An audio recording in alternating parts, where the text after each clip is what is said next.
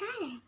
ഇന്ന് ഡിസംബർ 25, ലോകം മുഴുവനും ക്രിസ്മസ് ആഘോഷിക്കുന്ന ദിവസം. ലോകത്തിന്റെ രക്ഷകനായ ഉണ്ണീശു പിറന്ന ദിവസം. ബെത്ലഹേമിലെ ഒരു ചെറിയ കൽത്തുരുത്തിലാണ് ജോസഫിന്റെയും മറിയത്തിന്റെയും മകനായി ഉണ്ണീശു പിറന്നത്.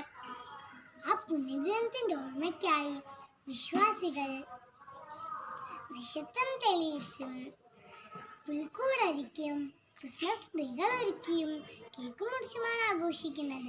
വെളുത്ത നീണ്ട താടിയും കണ്ണടയും മുഖത്തൊരു പുഞ്ചിരിയും കൈമേലെ സമ്മാനങ്ങളുമായി വരുന്ന സാന്താക്ലോസ് അപ്പൂപ്പനും ക്രിസ്മസ് കാലത്ത് ഒരു കാഴ്ചയാണ്.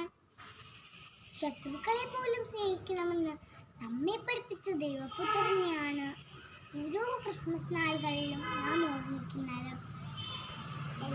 എല്ലാവർക്കും എൻ്റെ ഹൃദയം